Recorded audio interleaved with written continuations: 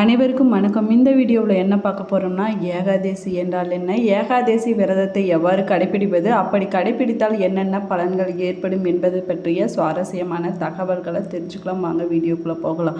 இந்த வீடியோ உங்களுக்கு பிடிச்சிருந்தால் லைக் பண்ணுங்கள், ஷேர் பண்ணுங்கள், கமெண்ட் பண்ணுங்கள். இன்னும் நீங்கள் உற்சாகம் மீடியா சேனலை சப்ஸ்கிரைப் பண்ணாமல் இருந்தீங்கன்னா சப்ஸ்கிரைப் பண்ணிக்கோங்க. கூடவே இருக்கிற பெல் ஐக்கானை கிளிக் பண்ணிக்கோங்க. வாங்க வீடியோக்குள்ளே போகலாம். ஏகாதேசி என்பது சந்திரனை இயக்க ஆற்றலை அடிப்படையாக கொண்ட காலக்கணிப்பு முறைகளில் 15 நாட்களுக்கு ஒரு முறை வரும் நாளை குறிக்கிறதுங்க. இந்த நாள் திதி என்று அழைக்கப்படுகிறதுங்க. அமாவாசை நாளையும் பூரண நாளையும் அடுத்து வரும் 11வது திதி ஏகாதேசி திதி ஆகுங்க. 30 நாட்கள் கொண்ட சந்திர மாதம் ஒன்றில் அமாவாசைக்கு அடுத்து வரும் நாள் முதல் பூரணை உள்ள சுக்கரபட்சம் என அழைக்கப்படுகிறதுங்க. வளர்பிறை காலத்தில் 11ஆம் நாளும் பூரணையை அடுத்து வரும் நாளிலிருந்து அமாவாசை முடிய உள்ள கிருஷ்ணபட்சம் எனவும் அழைக்கப்படுகிறதுங்க. தேய்பிறை காலத்தின் 11ஆம் நாளுமான 2 முறை ஏகாதேசி திதி வருங்க. அமாவாசையை அடுத்து வரும் ஏகாதேசியை சுக்லபட்ச ஏகாதேசி என்றும், பூரணையை அடுத்து வரும் ஏகாதேசியை கிருஷ்ணபட்ச ஏகாதேசியும் என்று கூறுவாங்க. தேவர்களுக்கும் முனிவர்களுக்கும் மிகுந்த தொல்லை அளித்து வந்தவன் முரண் என்னும் அரக்கன் ஆவாங்க. அவனை அழிக்க தங்களை காக்குமாறு ஈசனை அவர்கள் வேண்டினாங்க. அவர்களை மகாவிஷ்ணுவிடம் சரணடையும்படி சொன்னாருங்க சிவபெருமான். அதன்படி அனைவரும் மகாவிஷ்ணுவை சரணடைந்தாங்க. அவர்களை காக்க எண்ணிய மகாவிஷ்ணு அந்த அரக்கனோடு போர் புரிய தொடங்கினாருங்க. போர் 1000 ஆண்டுகள் கடுமையாக நீடித்ததுங்க. 1000 ஆண்டுகளாய் கடுமையாக போர் புரிந்து கொண்டிருந்த மகாவிஷ்ணு ஒரு குகைக்குள்ளே போய் ஓய்வெடுக்க சென்றாருங்க. அந்த நேரத்தில் தனக்கு சாதகமாக்கி கொண்டு முரண் பகைவனை கொல்ல துணிந்த போது அவருடைய திவ்ய சரீரத்தில் இருந்து அவருடைய சக்தி ஒரு பெண் வடிவில் வெளிப்பட்டதுங்க. இவளை அசுரன் நெருங்கிய வேளையில் அவளிடம் இருந்து வெளிப்பட்ட ஓங்காரமே அசுரனை எரித்து சாம்பலாக்கியதுங்க. நடந்ததை கண்ட நாராயணன் அந்த சக்திக்கு ஏகாதேசி என்று பெயரிட்டாங்க. உன்னை விரதமிருந்து போற்றுவோருக்கு நான் சகல நன்மைகளையும் தருவேன் என வரமளித்து தன்னுள் மீண்டும் சக்தியை ஏற்றுக்கொண்டாருங்க. எனவே ஏகாதேசி என்னும் சக்தி விழிப்புடன் இருந்த நாராயணனின் அருளும் வரமும் பெற்ற ஏகாதேசி நாளில் நாமும் கண்விழித்து விரதத்தை கடைபிடித்தால் அவரின் அருள் பரிபூர்ணமாக கிடைக்கும் என்று கூறப்படுதுங்க. ஏகாதேசி விரதத்தை கடைபிடித்தால் அனைத்து விதமான பாவங்களும் கர்மவினைகளும் நீங்குங்க. வாழ்க்கையில் ஏற்படக்கூடிய துன்பங்கள் அனைத்தையும் நீக்கி மோட்சத்தை தரக்கூடிய அற்புதமான விரதமாகுங்க. ஏகாதேசி விரதம் அனைத்து விரதங்களிலும் உயர்வானதும் மிகவும் முக்கியமான விரத நாளாகவும் பார்க்கப்படுகிறதுங்க. விரதங்களையே மிகவும் புண்ணிய பலன்களை தரக்கூடிய விரதமாக ஏகாதேசி விரதம் கருதப்படுதுங்க.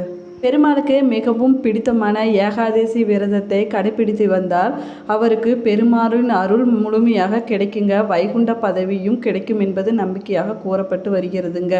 ஏகாதேசி தினத்தன்று உணவு, தண்ணீர் ஆகியவற்றை தவிர்த்து முழு நாளும் பெருமாளின் மந்திரங்களை உச்சரித்து வழிபட்டு ஏகாதேசிக்கு மறுநாள் துவாதசி என்று பாரணை செய்து விரதத்தை நிறைவு செய்வதால் பெருமாளின் திருவள்ளிகளை அடையலாம் என்று கூறப்படுகிறதுங்க.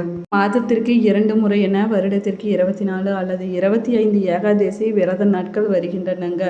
ஒவ்வொரு ஏகாதேசிக்கும் தனித்தனி பெயரும் தனித்தனி சிறப்பு பலன்களும் உள்ளனங்க. வருடத்தில் வரும் 24 ஏகாதேசிகளிலும் விரதம் இருக்க முடியாதவர்கள் ஒரு குறிப்பிட்ட மாதங்களில் வரும் ஏகாதேசி என்று விரதம் இருந்தால் ஏகாதேசியின் பலன்கள் நமக்கு முழுமையாக கிடைக்குங்க. ஏகாதேசி என்று விரதத்தை கடைபிடிக்க முடியாதவர்கள் அன்றைய நாளில் பெருமாளின் திருநாமங்களை சொல்வது, அவரின் மந்திரங்களை சொல்வது நல்ல பலன்களை தருங்க. ஏகாதேசி நாளில் பெருமாளின் திருநாமங்களையும் அவரின் மந்திரங்களையும் சொல்வது அஸ்வமேத யாகம் செய்த பலன்களை நமக்கு கொடுக்குங்க. விரத நாட்களில் ஏகாதேசி விரதம் மிக முக்கியமானதாக பார்க்கப்பட்டு வருகிறதுங்க. இது மகாவிஷ்ணுவை வழிபடுவதற்குரிய நாளாகவும் கருதப்படுதுங்க. சுக்லபட்சத்தில் ஒன்று, கிருஷ்ணபட்சத்தில் ஒன்று என ஒரு மாதத்திற்கு 2 முறை ஏகாதேசி திதிகள் வருகின்றனங்க. ஏகாதேசி நாளில் விரதம் இருந்து மகாவிஷ்ணுவை வழிபட்டால் பாவங்கள் தொல்லைகள் நீங்குவதுடன் இனி மோட்ச நிலை கிடைக்கும் என்பது ஐதீகமாக கூறப்பட்டு வருகிறதுங்க.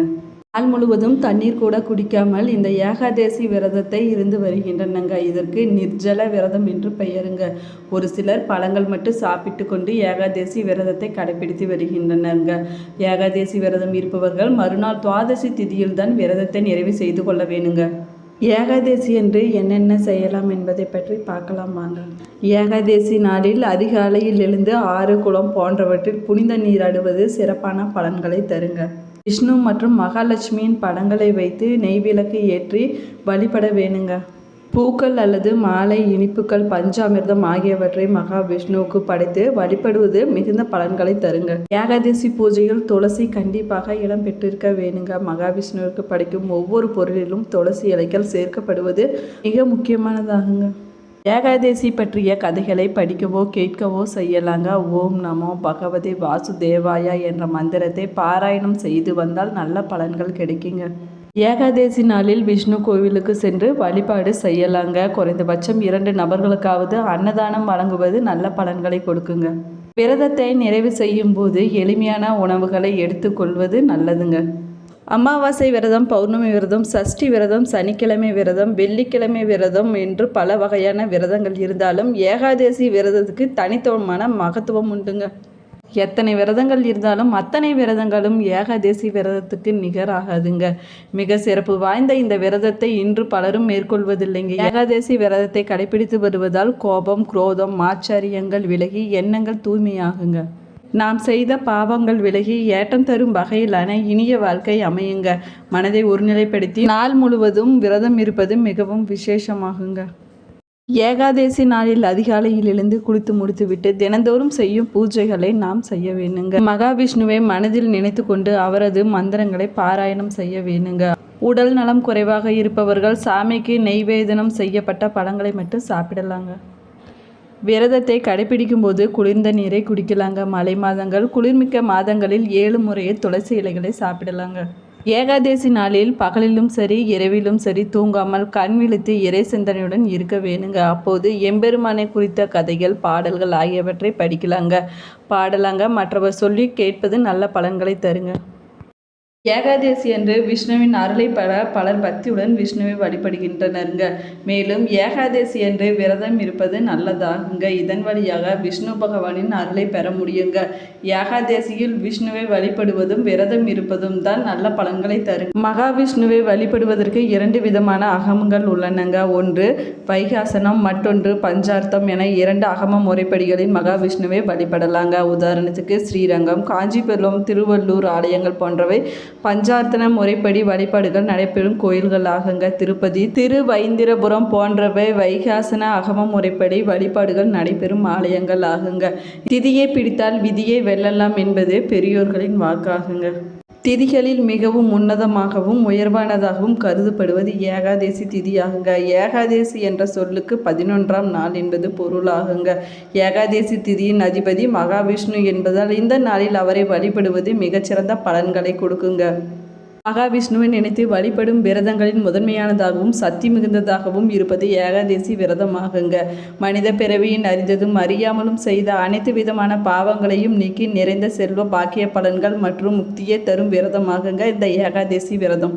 ஒருவர் தன் வாழ்நாளில் அனுபவிக்க விரும்பும் அனைத்து புண்ணியத்தையும் தரக்கூடிய விரதம் இந்த ஏகாதசி விரதமாகுங்க. புண்ணியம் கிடைக்க வேண்டும் என்று யாருக்கு விதி இருக்கிறதோ அவர்கள் இந்த விரதத்தை கடைபிடிப்பாங்க. பாவத்தை போக்கி புண்ணியம் தருவதுதான் ஏகாதசி விரதத்தின் மகிமையாகுங்க. இந்த விரதத்தை கடைபிடித்தால் அஸ்வமேத யாகம் செய்த பலன்கள் கிடைக்குங்க. காயத்ரிக்கு ஈடான மந்திரம் இல்லைங்க. தாய்க்கு சமமான தெய்வம் இல்லைங்க. கங்கைக்கு ஈடான தீர்த்தம் இல்லை. ஏகாதசிக்கு சமமான விரதம் இல்லை என்று புராணங்களில் கூறப்படுகிறதுங்க. கர்ம வினைகள் தொடர்பான தாக்கத்திலிருந்து விடுபட சனிக்கிழமை மிகுந்த உகந்த நாளாகுங்க. மகாவிஷ்ணு வழிபாட்டை சனிக்கிழமையில் கடைபிடித்து வந்தால் நல்ல பலன்களை தருங்க. மகாவிஷ்ணு படத்திற்கு துளசி மாலை அணிவித்து அவல் லட்டு வைத்து இந்த வழிபாட்டை மேற்கொள்வதன் மூலமாக பொருளாதாரம் தொடர்பான அனைத்து குறைகளும் நீங்குங்க. தொழிலும் வேலையிலும் ஏற்றம் கூடுங்க. கொடுத்த பணம் வசூலாகுங்க. தீராத நோய்கள் தீருங்க. பகைவர்களால் அனைவரும் நண்பர்கள் ஆவாங்க. பித்ரு தோஷம் மற்றும் பிரம்ம ஹத்தி தோஷம் அகலுங்க. முக்தி கிடைக்குங்க. உடலும் ஆன்மாவும் சுத்தம் அடையுங்க.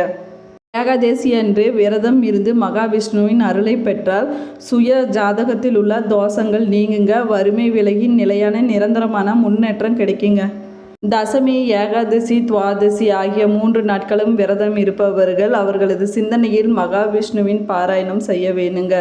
அவர்கள் நினைத்ததெல்லாம் நடக்குங்க. உடல் நலம் குறைந்தவர்கள் உப்பு சர்க்கரை சேர்க்காத திரவ உணவுகள் மற்றும் இறைவனுக்கு சமர்ப்பித்த பழங்களை எடுத்துக்கொள்ளலாங்க. ஏகாதசி விரதத்தை கடைபிடிப்பவர்கள் நெல்லிக்காய், சுண்டைக்காய், அகத்திக்கீரை போன்றவற்றை எடுத்துக்கொள்ளலாங்க. இறைவனுக்கு நெல்லிக்காய், அகத்திக்கீரை போன்றவற்றை படைத்து முடிந்தவரை அன்னதானம் கொடுப்பது நல்ல பலன்களை தருங்க. இந்த பதிவு நீங்கள் பயன்பெறும் வகையில் அமைஞ்சிருக்கும் என்று நினைக்கிறேன். இந்த பதிவு பிடிச்சிருந்தால் லைக் பண்ணுங்கள், ஷேர் பண்ணுங்கள், கமெண்ட் பண்ணுங்கள். கூடவே சேனலை சப்ஸ்கிரைப் பண்ணிக்கோங்க. கூடவே இருக்கிற பெல் ஐக்கானை கிளிக் பண்ணிக்கோங்க. இது போன்ற ஆன்மீக தகவலை தெரிஞ்சுக்க தொடர்ந்து நம்மளோட சேனலை